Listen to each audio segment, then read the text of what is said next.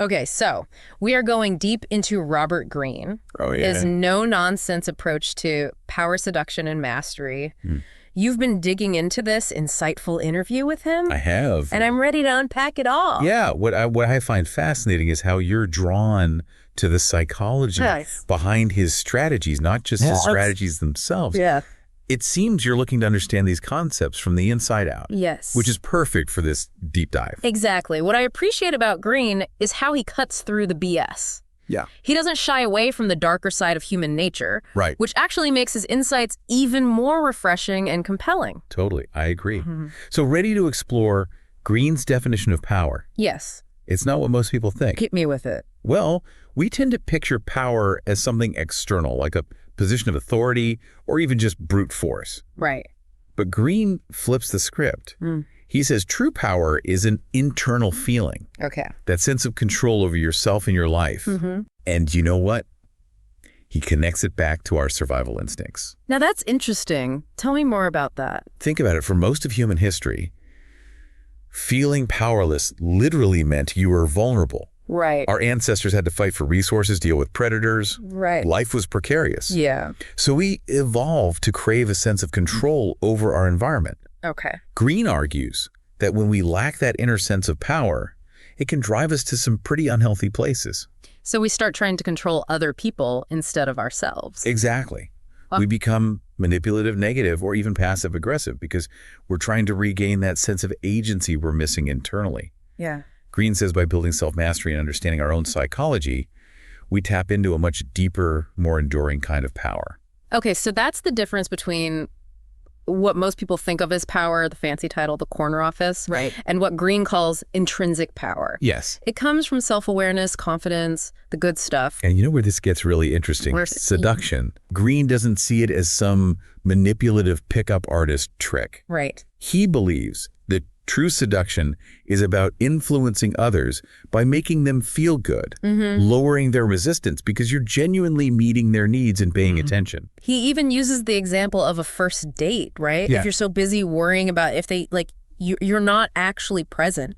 Right. Greene says that insecurity is a total turnoff. It all goes back to that outer directed focus. Yes. Greene says it's incredibly seductive to be relaxed, confident, and present with the other person. Right. Generous with your spirit, he calls it. Yeah.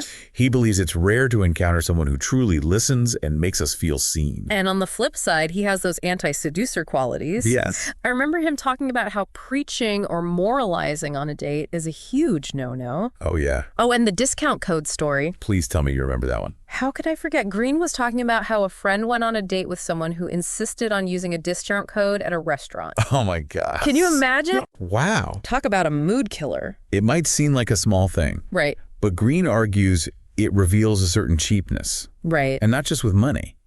It's a cheapness of spirit. Right. Like you're not willing to fully be present and generous in the interaction. Right. And that lack of generosity can kill attraction. But let's be real, dating today is a whole different ballgame, right? Totally. You've got apps, algorithms, ghosting. Yeah. How does Greene's concept of seduction hold up in the digital age? You've got a point. Yeah. Greene acknowledges that technology has changed the game, but he insists that the fundamental principles of attraction remain the same. Okay. Think about it.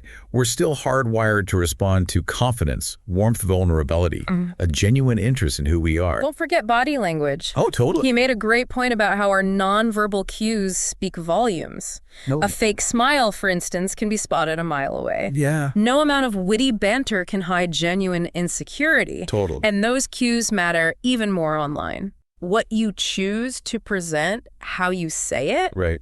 it all adds up. It's like that old saying, you can fool some of the people all of the time, Right.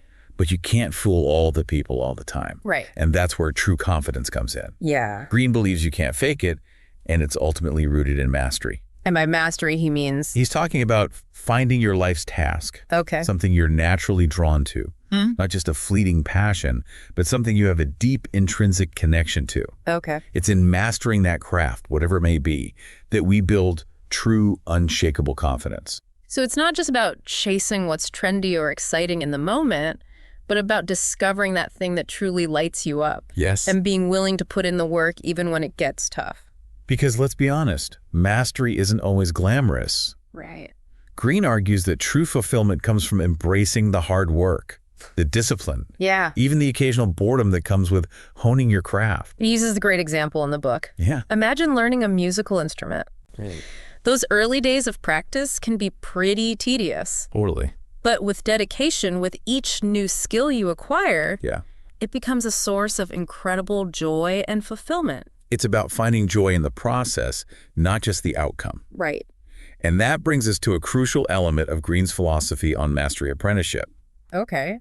He believes in finding the right mentors, immersing yourself in the right environment, and learning through direct experience. He actually pushes back on the whole 10,000-hour rule idea, doesn't he? He does. Yeah. Greene says it's not about hitting some magic number of hours, but about the quality of those hours. Okay. He's talking about deliberate practice, intentionally pushing yourself beyond your comfort zone and having the humility to learn from those who are ahead of you. Right.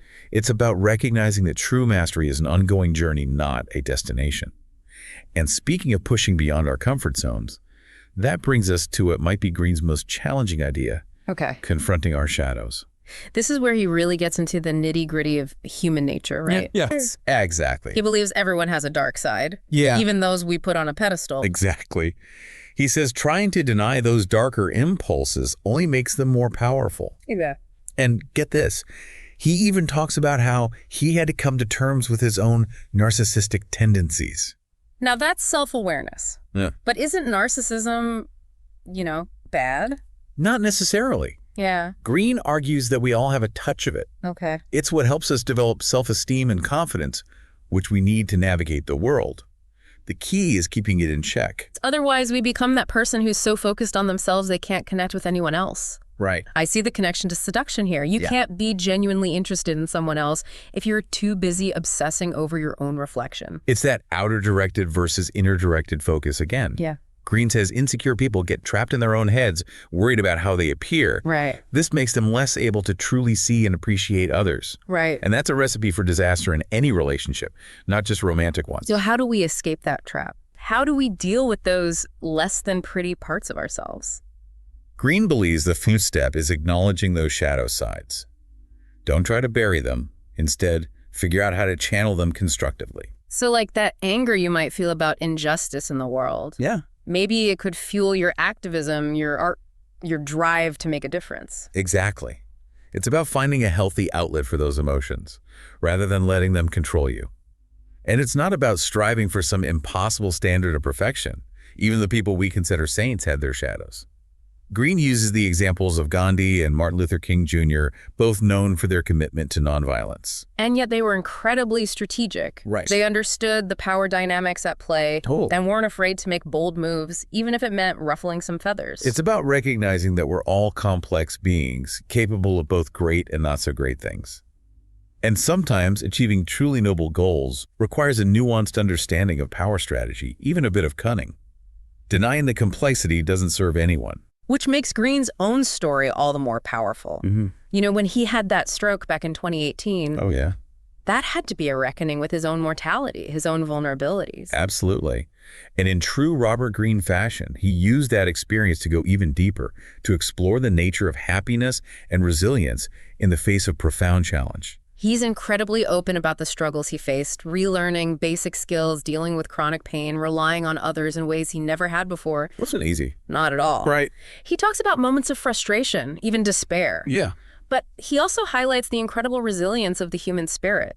It's inspiring how he found a way to discover new sources of meaning and purpose, focusing on what he could control, like his writing. Yeah. Being able to create and share his work became essential to his recovery. It's a powerful reminder that even in the midst of darkness, we have a choice. We can choose cynicism, or we can choose to find the light to cultivate gratitude for the simple things. Greene talks about how he finds solace in meditation, nature, connection with loved ones, practices that keep him grounded. He talks about how even the simple act of watching someone walk their dog now fills him with a sense of joy and freedom he didn't fully appreciate before. It's about shifting our perspective, recognizing that happiness isn't some far-off destination. It's a practice, a choice we make each day. And it's a practice that requires a healthy dose of realism, don't you think? Greene doesn't pretend the world is all sunshine and roses. In fact, you asked him point blank if his deep dive into human nature had made him more or less optimistic about humanity. And his answer was, It was classic. yeah. Greene, insightful, a bit provocative. He talked about how studying history and psychology has given him a profound understanding of just how cyclical things are. Okay. We like to think we're progressing in a straight line, but human nature has this way of repeating itself. So we're capable of great things, but also of making the same mistakes over and over again. We're a bit of a paradox, aren't we? Exactly. And he uses technology as an example. Okay. Every time there's a major leap forward, Yeah. the printing press, the internet, now AI, we see this surge of both utopian dreams and dystopian fears.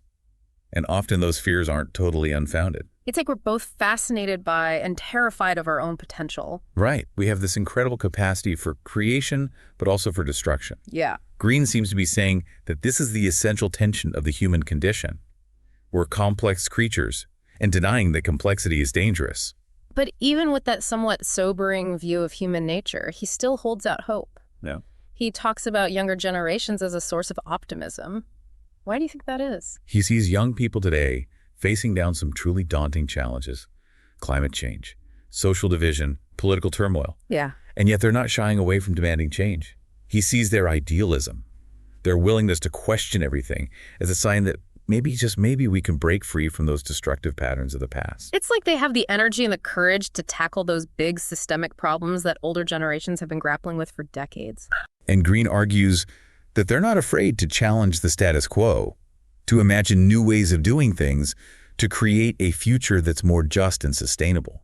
He finds that incredibly hopeful. There's a powerful message there for all of us, regardless of our age. Totally. It's a reminder that even in the face of darkness, even when we're confronted with the very real limitations of human nature, Yeah. there's always room for hope and for action. It's on us to choose how we respond to those realities. Right. Do we give in to cynicism and despair? Yeah. Or do we take what we've learned about power, about seduction, about mastery, and use it to create a better world? Greene doesn't give us all the answers, That's right. but he gives us the tools to ask the right questions. Yeah. He challenges us to be more self-aware, more strategic, more intentional about the world we're creating through our choices, our actions, our interactions with others. So as we wrap up this deep dive, curious, what resonated most with you? What insights are you going to take with you into the world? That's the beauty of Greene's work. It's not about handing you a pre-packaged philosophy.